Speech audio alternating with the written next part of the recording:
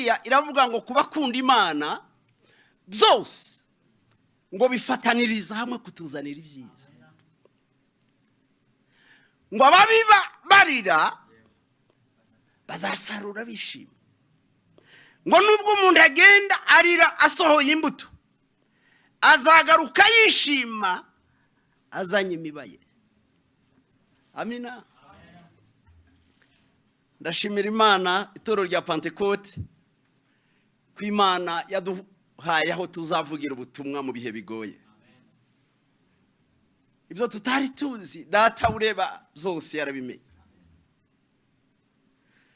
Reka dusome ijambo ry'Imana,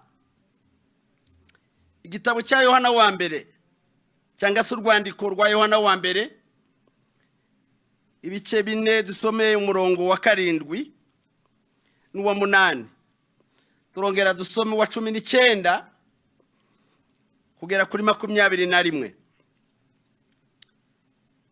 Bakundwa, dukundane kuko urukundo ruva ku Mana. Umuntu wese ukunda yabyawe n'Imana kandi azi Imana. Udakunda ntazi Imana kuko Imana ari urukundo. Umurongo wa 19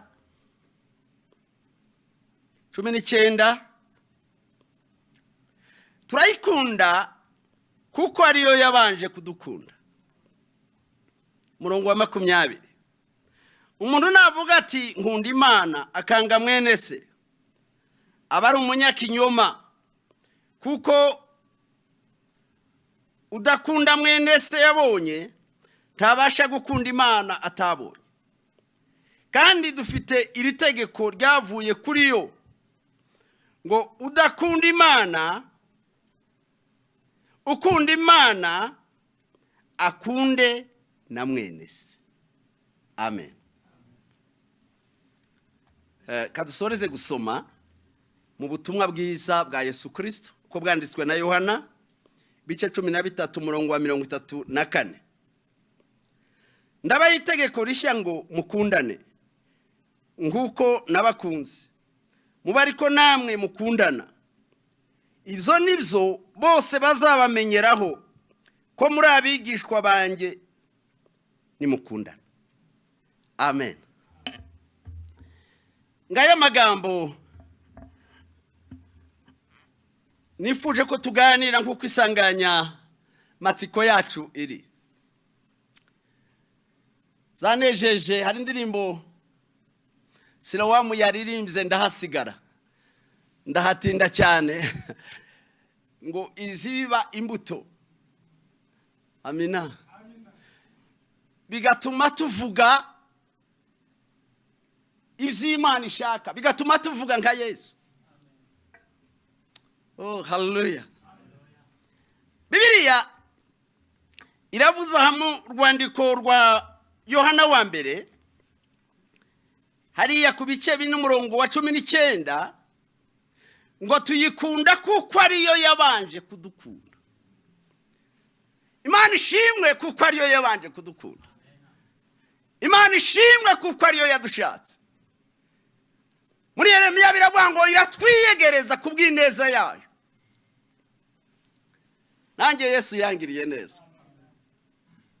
Yangiriye neza, yangiriye neza, yangiriye neza, nimushime Imana,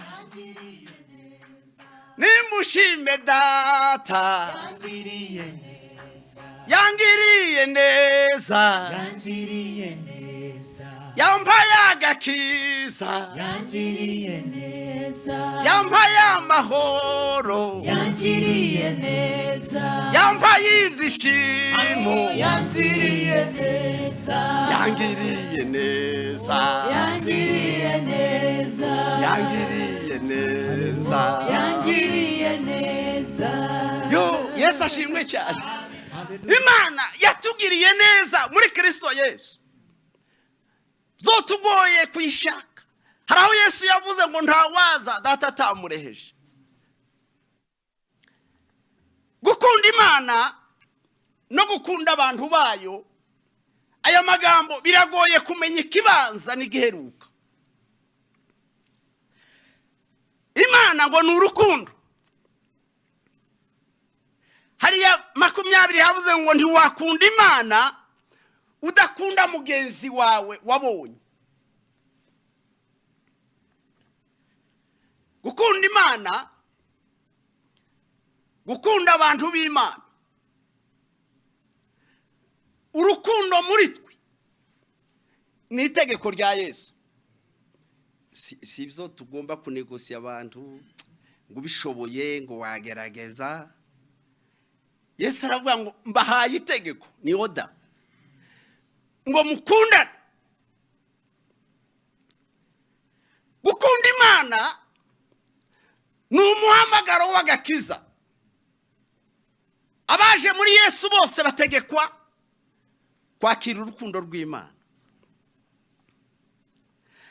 Gukunda abantu ni imbuto twera turi mu gakiza. Haleluya. Mu Bagalatiya 5:22 imbuto z'umwuka, urukundo. Urukundo ni imbuto umukristo agomba kwera. Kugira urukundo, kugira urukundo ni iki? Kugira urukundo ni gute? Kugira urukundo ni ugutunga umutima uri mu Imana. Gukunda ni ugutunga Imana mu mutima. Urukundo mu mutima w'umuntu, mu bugingo bw'umuntu, ni icumbi ry'Imana.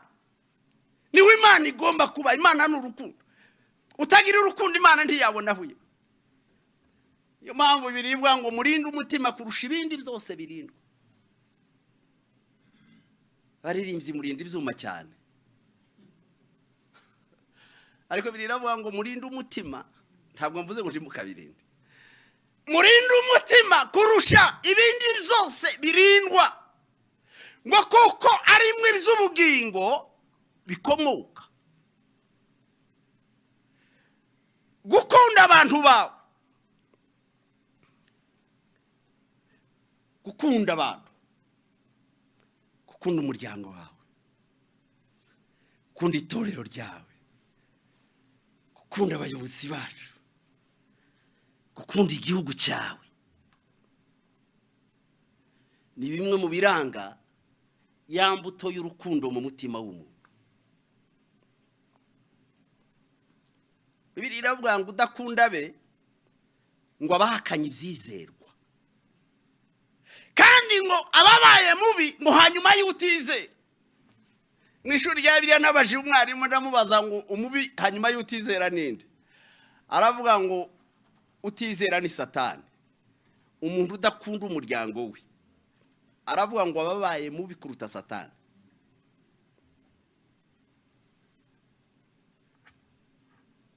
Mu rugendo rw'Abisirayeli baracumuye, Imana ngo ibwira Mose ngo ngiye kubarimbura. Iramubwira ngo muri wowe nzikurira mu rundi ruzaro. Ariko urukundo Mose yakundaga ubwoko bwe, aravuga ngo Mana, nimba wabababarira, ariko niba utabababarira ubanze unandukure. Niko kuvuga ati nanjye umbabe nkabo, mpananwe nabo.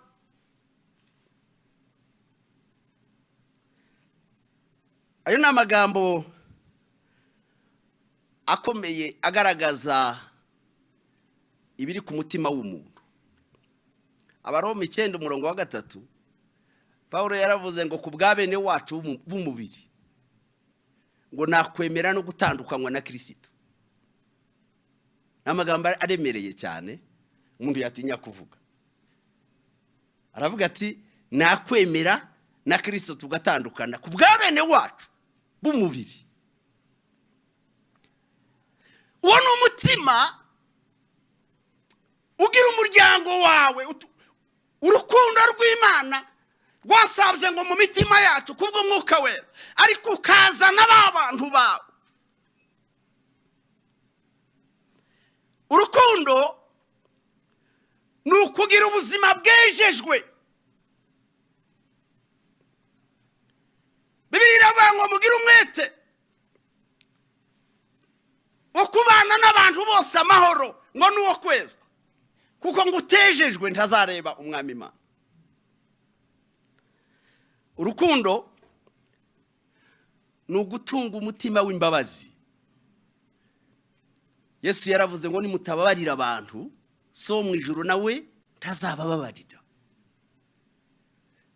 Iyo ukunda urababarira. Urukundo ni ugutunga umutima wa Yesu. Bibiliya iravuga ngo mugire wa mutima wari muri Kristo Yesu. Urukundo ni ugushira mu bikorwa itegeko rya Yesu. Yavuze ngo mbahaye itegeko ryo gukundana. Iyo ukunda uba wayushira mu bikorwa ibyo Yesu yavuze. Gukunda ni ukuba umwigishwa wa Yesu. Ngo nimukundana nibwo abantu bazamenya ko muri abigishwa banjye.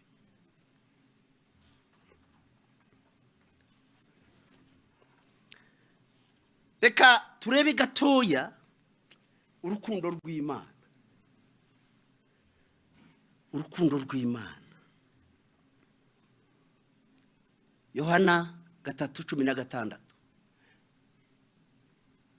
Bibiliya iravuga ngo yakunze abari mu isi cyane, ngo bituma itanga umwana wayo, ngo umwizera wese atarimbuka ahubwo ahabwa ubugingo. Hari umwarimu wavuze ngo wafatiriya verse biblique ukayikura muri Bibiliya yonyine ukazigendana, ngo bawikoreye Bibiliya ntoya yonyine gusa ifite ubutunze Bibiliya.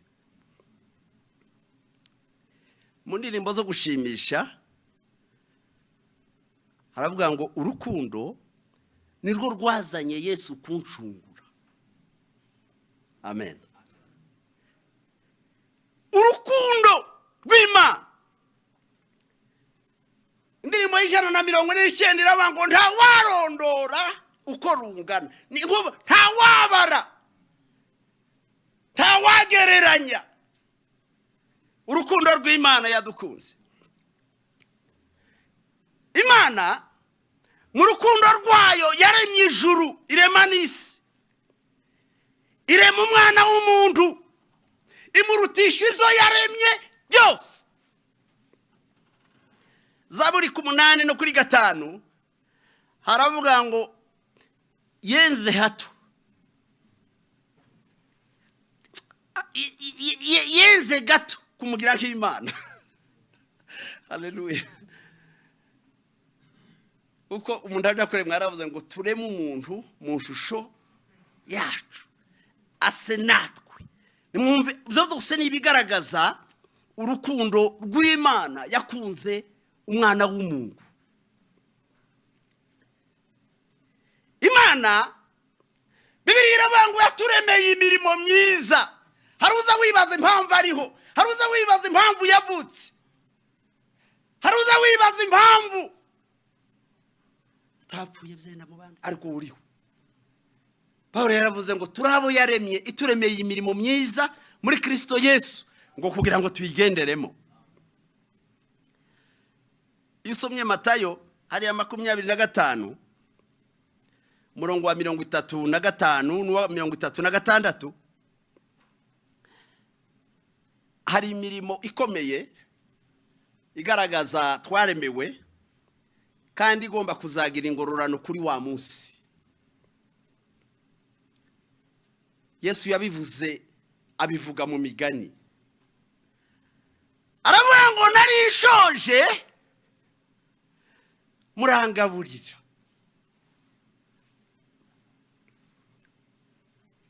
Iyo ugiye gusoza ari amagambo azavuga ngo ibyo mwakoreye bariya bato, ibyo mwakoreye abandi, ngo nige mwabikoreraga. Iyo ugaburiye ushonje, iyo utanze ibiryo ku ushonje, uba wagaburiye Yesu. Yesaya bice 41:6 harabanga umuntu wese yatabaye mugenzi we akamubwira ngo komera. Ese umuntu wese muri ibi bihe turimo yagaburiye ushonje, uwo niwe mugenzi wawe Bibiliya ivuga, uwo niwe nshuti yawe Imana igira ngo witeho. Mu Bami ba mbere 17 dusanga umupfakazi w'Isarepta wagaburiye umuhanuzi Eliya. Yakobo igice cya mbere umurongo wa 27 haravuga ngo idini itunganye kandi ngo itanduye ni yita ku mfubyi n'abapfakazi, nigaburira abashonje.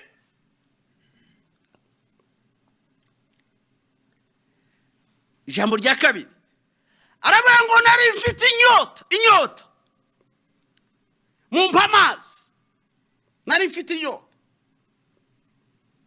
Nimwumve imirimo icyo Imana yaturemeye, impamvu turiho. Ngo nari mfite inyota mumpa amazi. Hari umusamariyakazi wahaye Yesu amazi ku iriba. Yesu amuha umugisha, amumara inyota. Yesu aradusaba gutumuha amazi. Yesu arashaka ngo dutange amazi. Mu gitabo cy'Itangiriro 24 Rebeka yahaye Eliyazari n'ingamiya zinywa amazi menshi cyane. Yari afite ingamiya Eliyazari 10, kandi ingamiya inywa amaritiro menshi, ariko ngo arazuhira bamwambika ikimenyetso, agira umugisha, abamuka Isaka umwana wa Abrahamu yinjira mu masezerano. Yesu Matayo hari ya 10:42 haravuga ngo ni kirahuri cy'amazi. Bibiliya harabikoresha izina ry'agacuma k'amazi, ngo uzaheza umwe mu bana b'ubwabo kuri wa munsi bizagira ingororano. Oh, haleluya, haleluya. Ijambo rindi yavuzemo rikomeye, aravuga ngo nari umushitsi. Burya itorero risabwa no gucumbikira abantu. Mu rukundo habamo kwakira abantu. Ntubaze nka wa muntu ngo yigize shyashya ngo arabaza ngo se mugenzi wanjye ninde. Hari abantu bashobora kugutumaho ngo barazi wawe, mugakora, mugategura, abo mwiganye, abo mukorana, ariko abo sibo Bibiliya ivugaga. Umugenzi utazi ukamwakira gusa kuko ari umwana w'Imana. Ngo nari umushitsi. Bibiliya itwereka Aburahamu yakiriye ngo abashitsi, arahaguruka, bazana ikimasa, barakibaga, barateka, bararya, babagabo ngo barya, ngo baramubwira ngo Sara umugore wawe igihe nkiki tuzagaruka azaba akikiye umwana w'umuhungu. Oh, haleluya. Kwakira, gucumbikira abashitsi. Hari umupastori wifuje kubona Imana, ngo arasenga ashaka Imana, abwira Imana ko akeneye kuyikorera, yarayibonye. Azavuga ati naganiriye nayo. Abwira abana ati ngiye gusenga, nihagira n'umuntu uza ntimukamubwire ko ndi hano mu rugo. Aja mu cyumba arakinga, arasenga. Munsi wa mbere urashira, munsi wa kabiri, munsi wa gatatu ari mu masengesho, Imana iraza. Imana iza iri mu shusho y'umuturage, umugabo w'umusaza arinjira ngo yinjire, abaza abana ngo se bana papa ari he, pasiteri yagiye. Abana bakuru baravuga ngo papa ntawe uhari. Abana bakuru burya iyo bashizemo ibintu barabivuga, babifata uko. Akana gato ngo karamubwira ati barakubeshye, papa ari mu cyumba mu masengesho. Yo mpamvu bari yabirize vuga ngo naba marayika. Ntiwamubwira ngo ahishe kintu kibibene biri. Waravuga ati mugende mu mubwire. Barya bakuru kubera ko uriya wabo yaramaze kubavamo abivuze, baragenda barakomanga. Barinjira bamubwira ngo papa ihangane, arashonje umunsi wa gatatu. Baramubwira ngo hano hari umushitsi. Arababwira ngo bana banjye, sinababwiye ngo uzaza muzamubwire ko ndahari. Ariko ngo arihangana, araza agiseruka muri salo, sanze wa musaza arahagaze, ngo amureba mu maso, aramubwira ngo nimumpe ku mazi.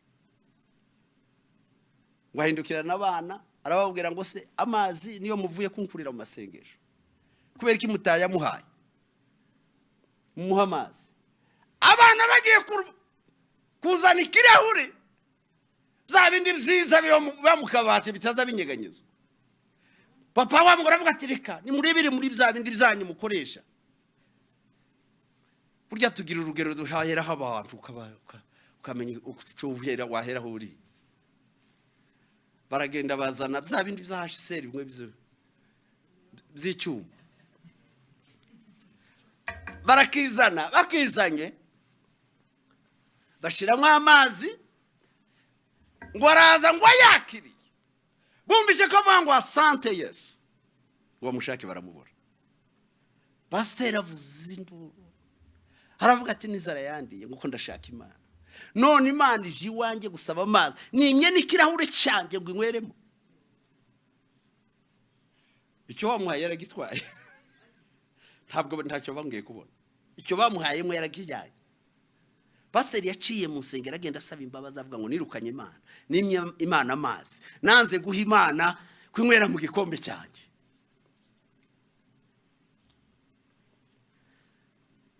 Bibiliya mu gutegeka kwa 2:10 haravuga ngo muzakunda abasuhuke, ngo kuko namwe mwabaye abasuhuke mu gihugu cya Egiputa. Muzamukunda abashitsi, mucumbikira abashitsi. Ijambo rya 4 ngo nari umukene, nambaye ubusa muranyambika. Ugize ngo wongere utekereze imyenda ufite, harimo abantu batacibuka. Ibiri mu isanduka, izindi ziri muri garderobe. Ariko hanze hari abakene, hanze hari abantu bambaye ubusa, hanze hari abantu bari bakwiriye kuvuga ngo Imana iguhe umugisha. Imigani 19:17 haravuga ngo guha umukene ngo nukuguriza Uwiteka nawe azakwitura. Niwambika umukene uzaba wambitse Yesu, kandi Yesu azakwitura. Ndagira ngo nongere mbakangure, urebe imyambaro ufite, urebe nabo wayihaho. Jambo rya 5 ngo nari ndwaye, nimumve imirimo, nari ndwaye muransura.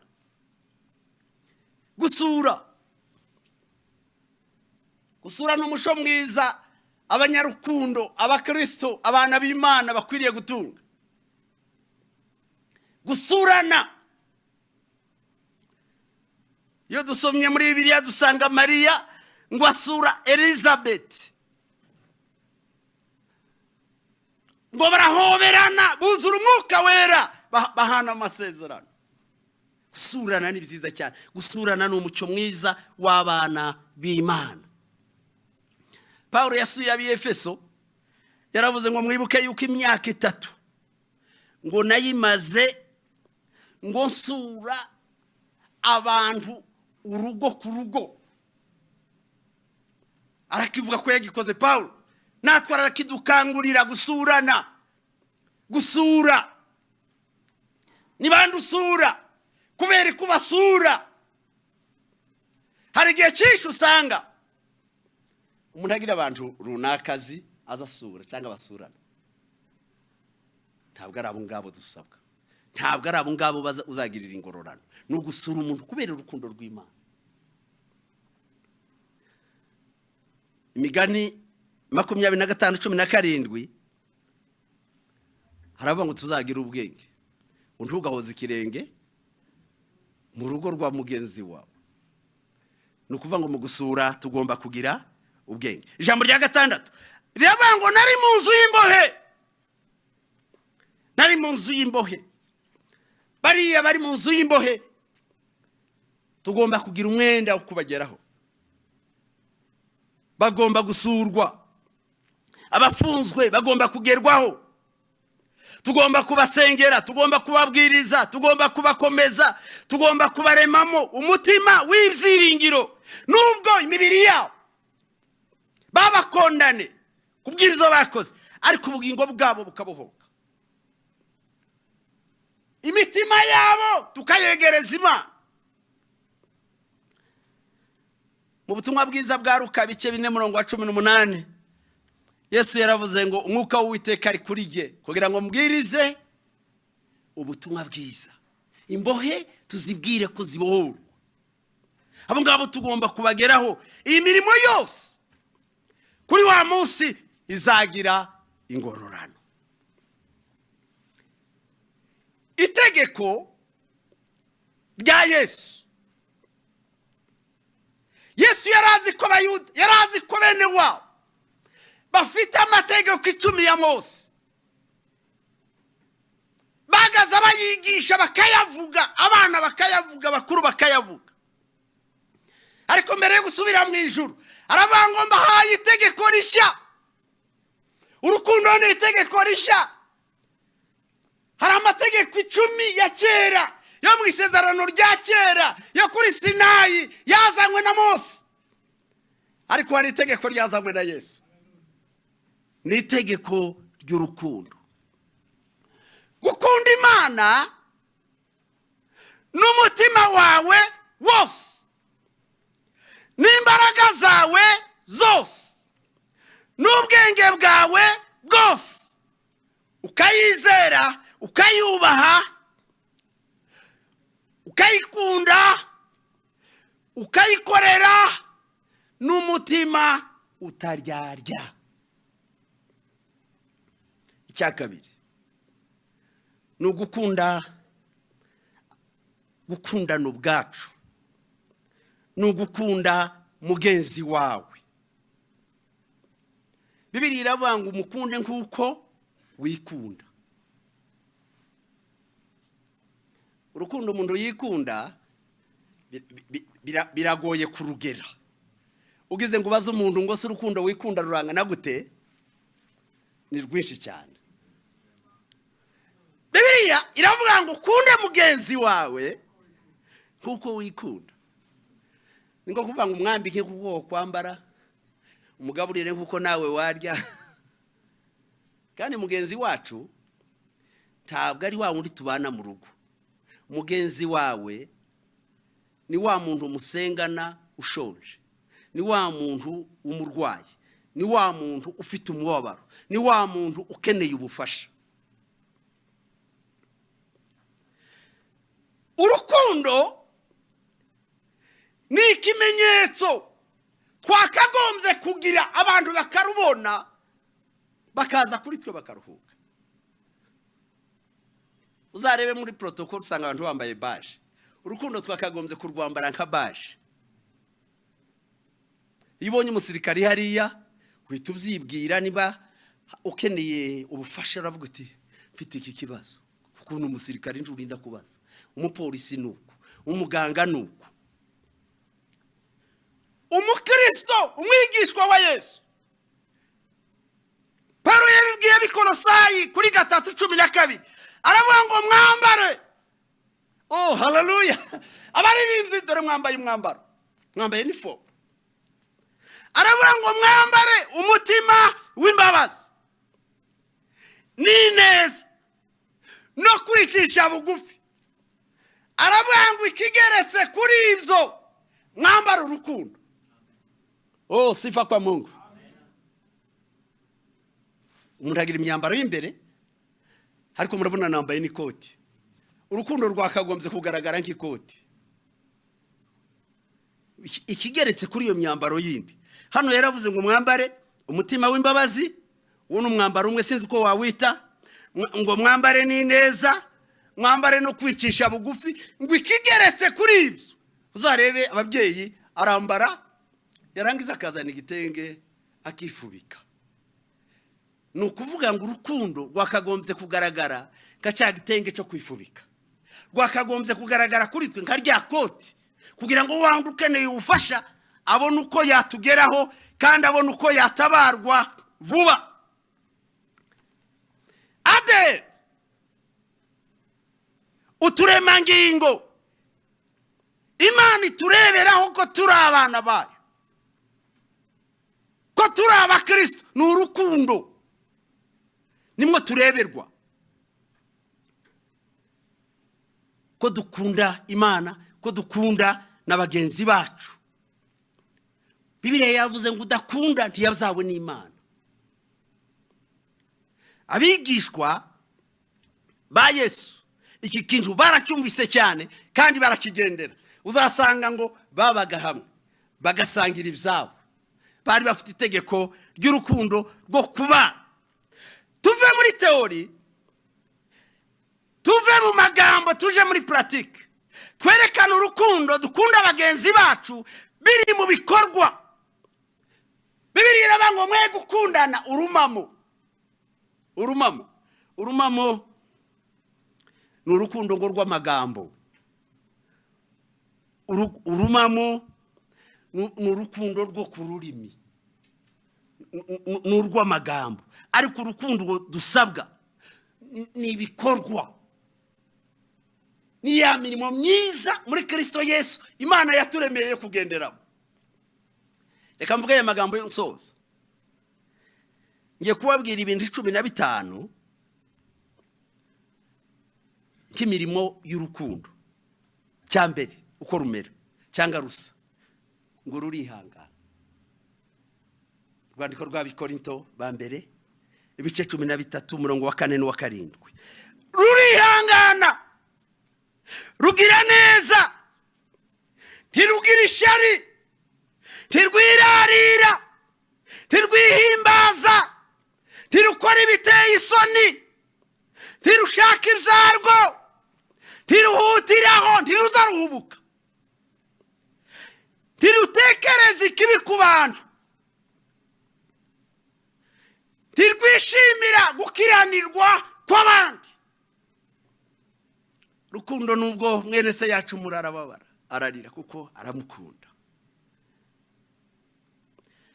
Rwishimira ukuri, rubabarira byose, rwizera byose, rwiringira byose, rwihanganira byose. Reka mbabwirire ijambo tujye gusenga Imana. Ngo niyo nyoze nkamushavuza, ntareka kunkunda ndakwiriye. Imana idufashe twakira urukundo rw'Imana. Imana idufashe dukunde bagenzi bacu. N'itegeko rya Yesu nibyo bizatugaragaza, nibyo bizaturanga ko turabigishwa ba Yesu nyakuri. Imana idufashe, Imana iduha umugisha ku bwa Kristo Yesu umwami wacu. Muhaguruke dusenge. Muhaguruke dusengane hamwe n'abadukurikiye. Muririmbyi yaravuze ngo nubona utagifite urukundo uzamenye ko uwo mwuka yagiye. Urukundo niko rutugaragaza ko tugifite umwuka w'Imana. Gutunga urukundo, kugira urukundo mu mitima yacu ni ikimenyetso cy'abana b'Imana, ngo bamwizeye bose yabahaye ubwo bushobozi bwo guhinduka abana b'Imana. ndagira ngo muri uyu mugoroba wowe utwumva, ndagira ngo muri uyu mugoroba wowe turi kumwe, Bibiliya yavuze ngo niyo yabanje kudukunda, natwe dusabwa kuyikunda, ariko dufite n'inshingano duhabwa n'ijambo ry'Imana ryo gukunda bagenzi bacu. Reka nsabe pasiteri igira hafi, dufatanye dusenga Imana, twinginga Imana imitima yose, abo turi kumwe, abari kure yacu badukurikiye bifuza kwakira urukundo rw'Imana. Urukundo rw'Imana ruhindura umuntu kuba umwana w'Imana. Urukundo rw'Imana rurabohora. Urukundo rw'Imana ruzana umudendezo. Urukundo rw'Imana rurema ibyishimo mu muntu. Ibyakera bikaba birashize, umuntu agahinduka icyaremwe gishya. Ngaho dusenga Imana. Mana data, Mana isumba byose, turagushimiye cyane kubw'urukundo rwawe. Hallelujah. Tugushimiye urukundo rwawe rutagira akagero, urwo wadukunze tutari beza ukemera kwitanga Kristo. Turagushimiye. Hallelujah. Tugushimiye kandi ko uru rukundo ni imbuto ikwiriye kuba muri twe mu ijambo ryawe.